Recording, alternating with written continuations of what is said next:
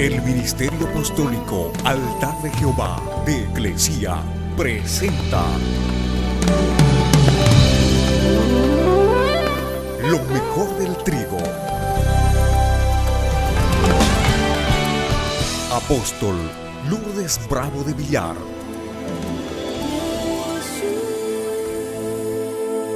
Nuestra conferencia titula Destinados por Dios para un servicio. Éxodo 2, verso 1. Dice: un varón de la familia de Leví fue y tomó por mujer a una hija de Leví. Ella concibió y dio a luz un hijo, y viéndole que era hermoso, le tuvo escondido por 3 meses. Pero no pudiendo ocultarlo más tiempo, tomó una arquilla de juncos, la calafateó con asfalto y brea y colocó en ella al niño y lo puso en un carrizal a la orilla del río Nilo. Dios había hecho 3 promesas a Abraham. La primera era que le iba a entregar la tierra de Canaán. La segunda, que su descendencia sería tan grande que saldrían reyes de su descendencia. Y la tercera era que iban a ser bendición para el mundo entero a través de su descendencia. Y cuando estaba hablando eso, estaba hablando de Jesucristo. Cuando Jacob, nieto de Abraham, ingresó a Egipto, lo hizo solamente con 70 personas. Pero después de 400 años ya eran un pueblo tan grande que Faraón los miraba como un pueblo fuerte, un pueblo numeroso, porque la población masculina ascendía a 600,000 adultos, varones. Así que el nuevo Faraón comenzó a gobernar, y ese nuevo Faraón no sabía más bien nada de José, y dio la orden a todo el pueblo que echen sus hijos varones de los hebreos al río Nilo, mientras que las niñas podían vivir. He aquí, dijo aquel faraón, que el pueblo de los hijos de Israel es mayor, es superior, más fuerte, más valiente que nosotros. Ahora pues seamos sabios, dijo él, para con este pueblo, para que no se multipliquen, para que no se reproduzcan, y acontezca, suceda, que viniendo la guerra, él también se una a nuestros enemigos y pelee en contra de nosotros, y luego se vaya de la tierra.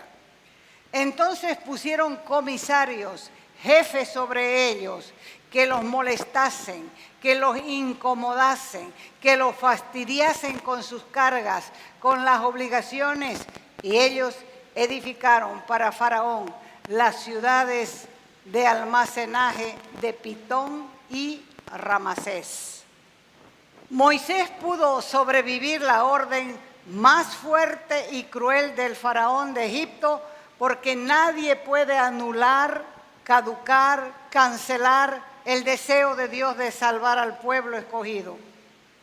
De esa manera, Moisés pudo sobrevivir a los planes del faraón, tipo de Satanás, por la ayuda de 3 mujeres que intervinieron en su vida, en su crianza y en su destino.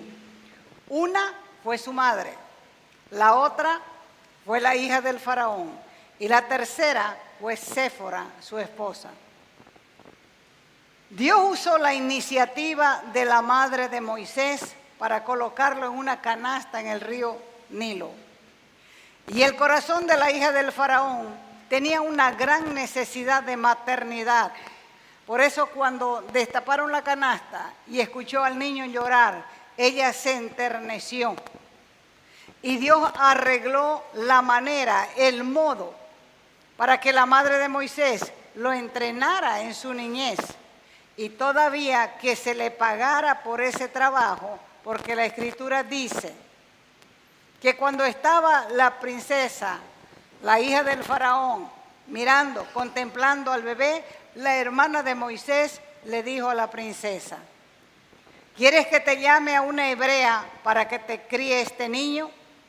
Y la hija del faraón respondió a María, que era la hermana de Moisés, sí, anda, tráeme una hebrea. Entonces fue la jovencita y trajo a su propia madre, que era también la madre del niño. Y la hija de faraón le dijo, llévate a este niño y críamelo y yo te pagaré. Y la mujer tomó al niño y lo crió, y cuando el niño creció, lo trajo a la hija de faraón, y la hija de faraón lo prohijó. Quiere decir, lo adoptó como hijo. Y le puso por nombre Moisés, diciendo que este niño había sido salvado de las aguas. La primera mujer con la que Moisés tuvo contacto fue su propia madre. Era una hebrea llamada Jocabed. Los padres de Moisés son mencionados en Éxodo 6:20 y dicen, Amram tomó por mujer a Jocabed, su tía, la cual dio a luz a Aarón y a Moisés. Y Jocabed era una esclava hebrea, pero sabía ella que Dios había dicho que iba a salvar a su pueblo. Esta mujer, aunque era esclava, era una mujer valiente, era una mujer corajuda, era una mujer intrépida, que por amor a su bebé estuvo dispuesta a esconderlo, desafiando la orden del faraón, aún sabiendo que podía costarle la vida no solamente a ella, sino a toda la familia. Ahora imaginémonos por un momento la angustia, la ansiedad, la zozobra que vivió esta madre durante esos 3 difíciles, penosos, peligrosos meses. Esta mujer hizo lo imposible por retenerlo, pero las cosas comenzaron a complicarse y no pudo esconderlo más. Si ella hubiera sabido que su hijo sería un gran líder conocido como el libertador de Israel, a quien Dios utilizaría para ese fin, con seguridad que con esa revelación le hubiera sido más fácil soportar la angustia, porque quizás esta mujer se pasaba las noches en vela, con miedo que el bebé llore, con el riesgo continuo de ser reportada que su hijo era varón. Porque si eso ocurriera, no solamente iban a matar al niño, a ella y a la familia. Y cuando ya esta mujer no aguantó más, colocó al bebé en la canasta. ¿Cómo se le ocurrió eso? Uno puede especular y decir cosas, pero la Biblia no registra. No registra.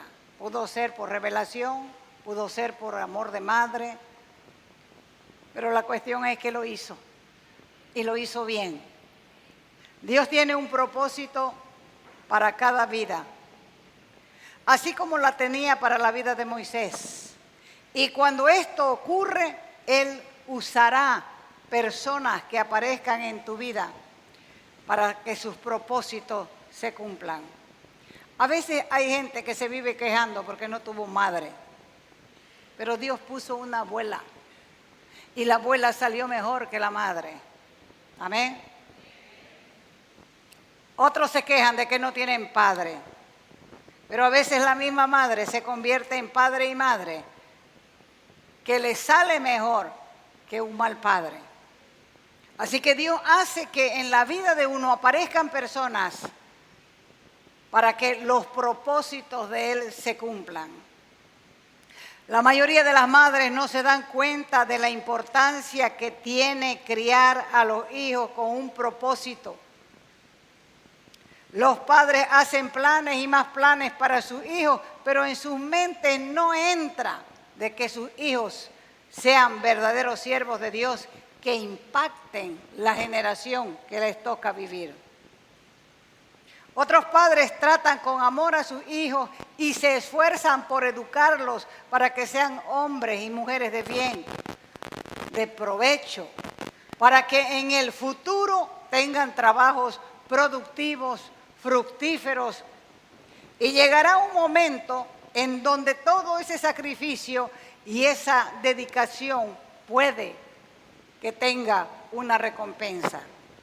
Porque también hemos visto madres trabajar de lavanderas para sacar a sus hijos adelante, y cuando los hijos salen adelante ni siquiera le dan una mesada para que se compre remedio para el reumatismo.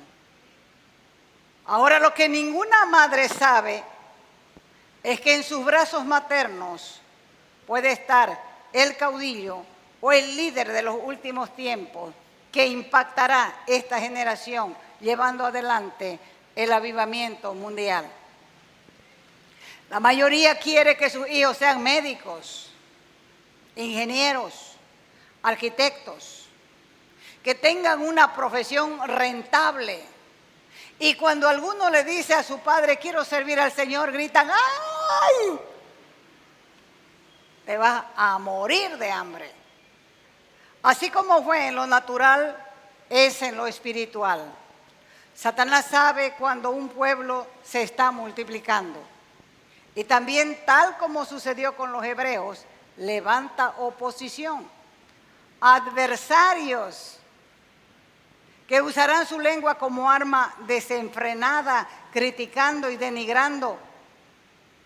Pero donde Dios pone su mano con bendición, nada ni nadie podrá frenar ni negar lo que Dios está haciendo en medio de un pueblo. Así que las madres jugamos un papel fundamental para que los propósitos de Dios se cumplan en la vida de nuestros hijos. Si Jocabed no hubiera tenido el valor de preservar la vida de Moisés, si no fuera su decisión y su valor, no hubiera vivido Moisés para cumplir con los propósitos de Dios. Toda madre influye directa o indirectamente para que los planes de Dios se cumplan en sus hijos. Por esa razón, los hijos tienen la responsabilidad de honrar a sus madres. Tienen la responsabilidad de obedecerlas, de bendecirlas, puesto que ellas nos han cuidado los primeros años de vida, amamantándonos, cuidándonos, protegiéndonos, y sin ese cuidado no estuviéramos aquí.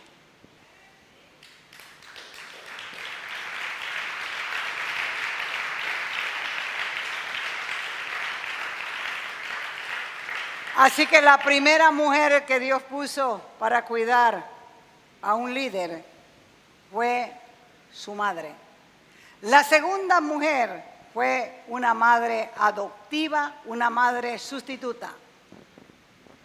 El amor desmedido de Jocabed por su hijo fue el arma que Dios utilizó para proteger la vida de Moisés, y tuvo su premio. Cuando ella colocó al niño en aquella canasta calafateada con brea en el río, no solamente había el peligro de que se ahogara el niño, un mal movimiento se volcaba la canasta y se ahogaba el niño, o se lo comía el leviatán.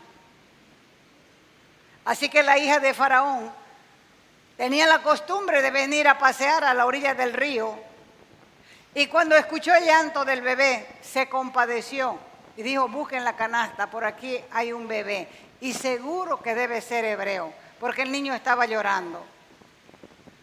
Y enternecida con el bebé, lo adoptó como hijo.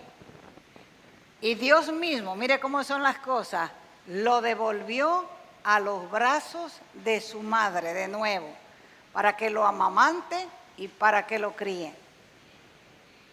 Moisés fue favorecido por Dios desde su nacimiento, preservado milagrosamente durante su niñez, poderoso, dice el libro de Hebreos, en obras, en palabras, criado en toda ciencia, en toda sabiduría y conocimiento egipcio. Moisés fue favorecido por Dios desde su nacimiento y preservado milagrosamente durante su niñez. Poderoso en obras, en palabras, criado, como dice el libro de Hebreos, en toda ciencia, sabiduría, conocimiento egipcio, instruido en geografía, en historia, en gramática, en escritura, en literatura, en filosofía, en música. Y también al mismo tiempo fue un libertador rechazado por su mismo pueblo. Porque Moisés era tipo de Cristo, negándole el derecho de ser príncipe y juez de Israel. Así que cuando la hija de Faraón lo prohijó, quiere decir que lo adoptó como hijo propio, era parte entonces de la familia real. Y según el historiador Josefo, que escribió la historia de los judíos, dice que Moisés era el heredero al trono de Egipto y que condujo los ejércitos egipcios en una victoriosa batalla en contra de los etíopes. Así que cuando Moisés creció, su corazón se inclinó al lado de los oprimidos.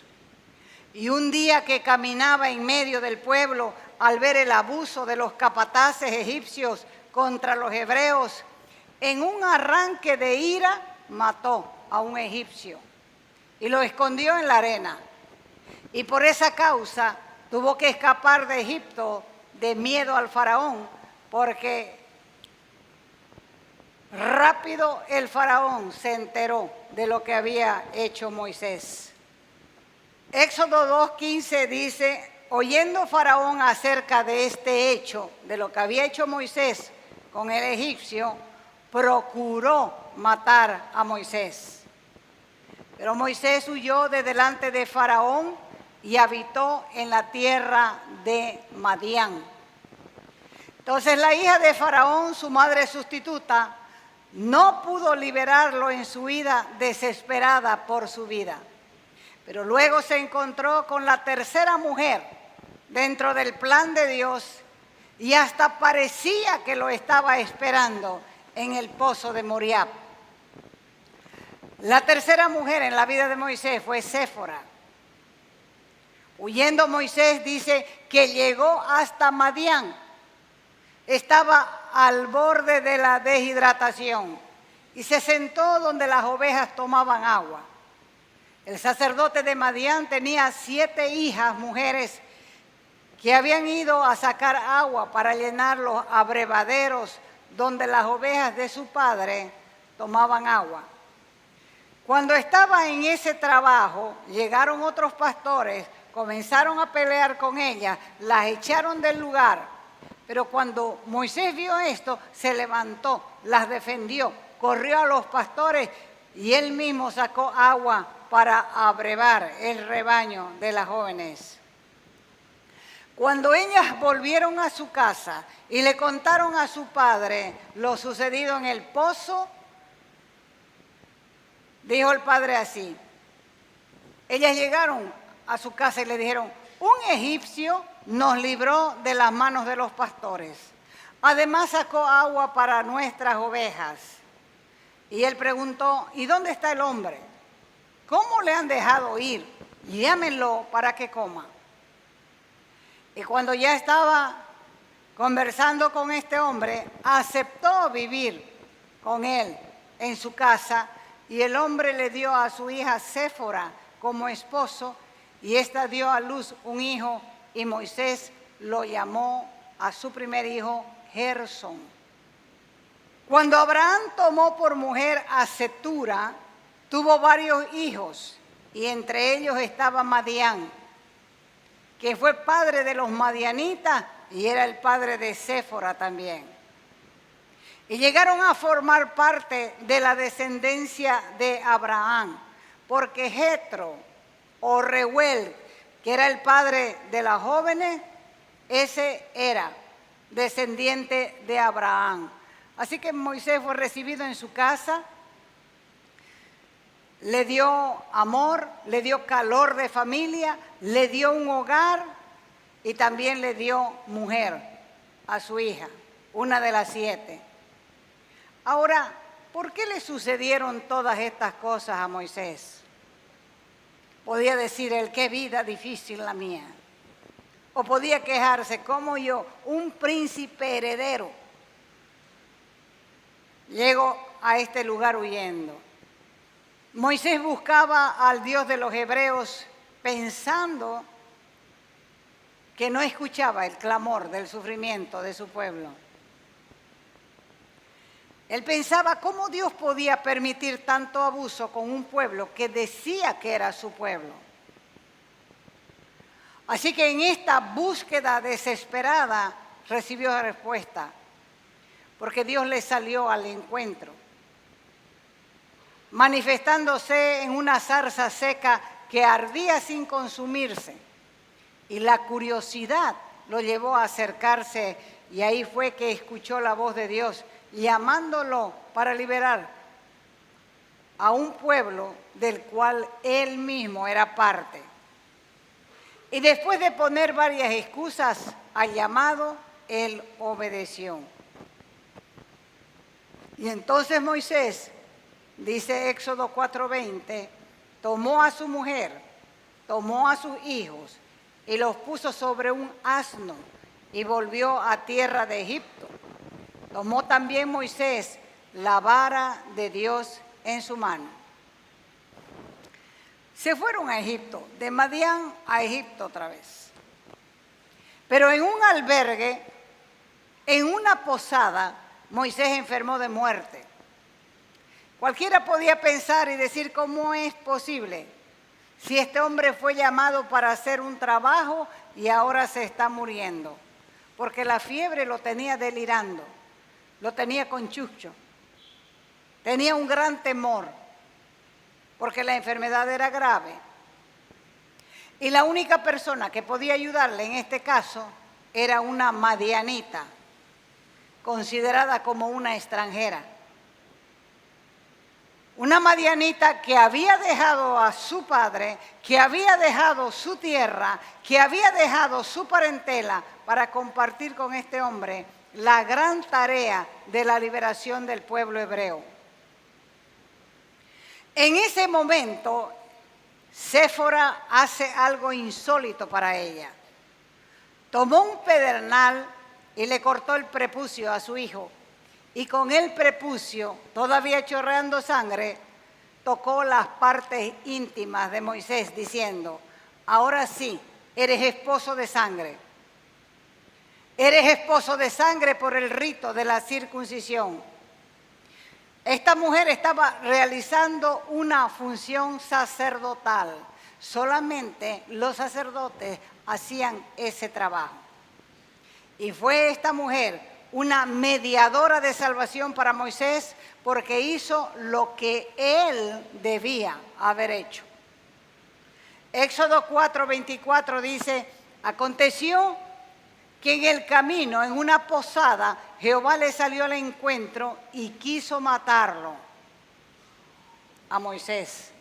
Entonces Séfora tomó un pedernal afilado, cortó el prepucio de su hijo y le echó a los pies de Moisés diciendo, a la verdad, tú me eres esposo de sangre. La bondad de Dios para con su pueblo se ve como ejemplo de la realidad, de la dignidad de cada ser humano, porque desde el principio Dios usó tanto hombres como mujeres hechos a su imagen. Dios es un defensor del ministerio de las mujeres.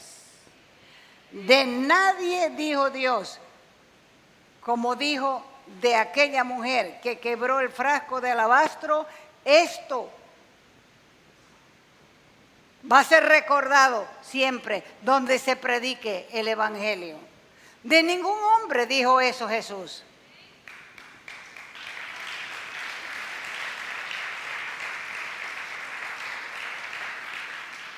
Y es que Dios es defensor del ministerio de la mujer. Y muchas se sienten limitadas, cohibidas, pero Dios quiere que se conviertan en águilas. Y a las águilas no se las enjaula, ni con la cultura, ni con el rechazo, ni con el machismo.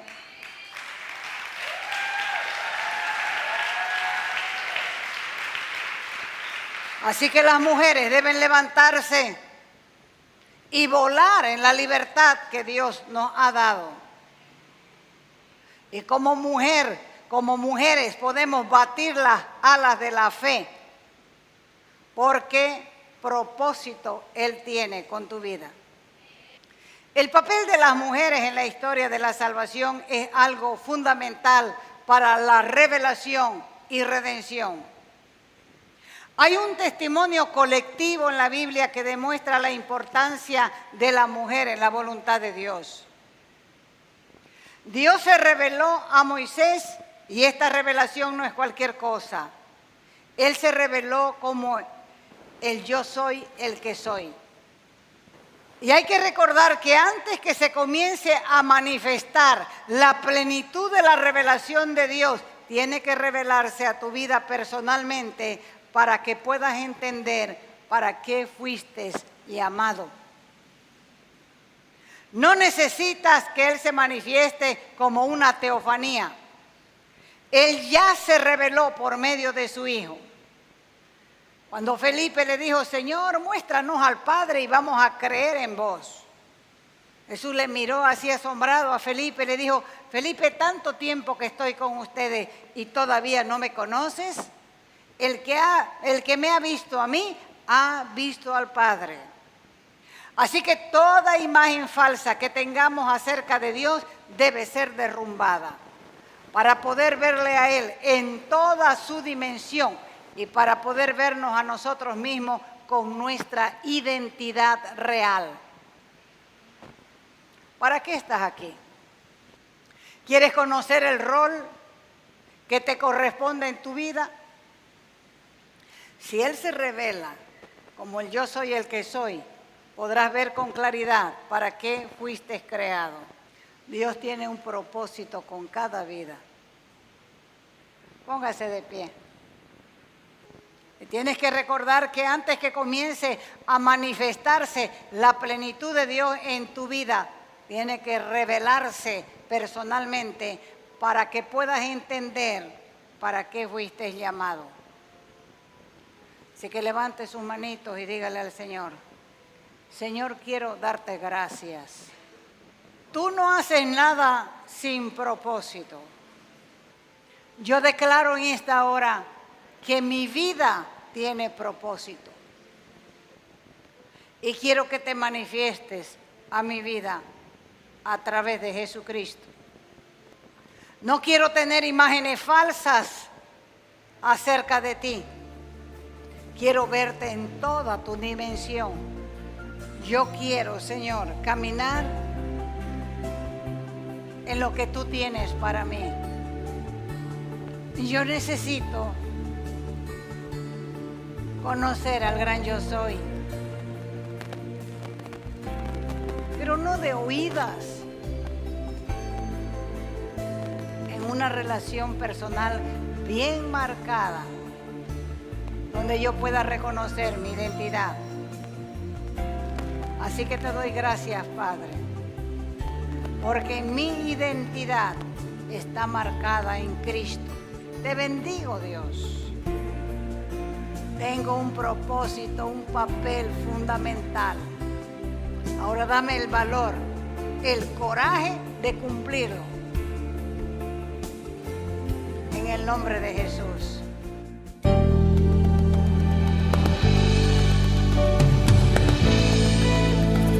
Te invitamos a nuestras conferencias los días viernes, sábados y domingos a las 20 horas y el domingo a las 10 de la mañana. Calle Nicolás Suárez, esquina Félix Pinto.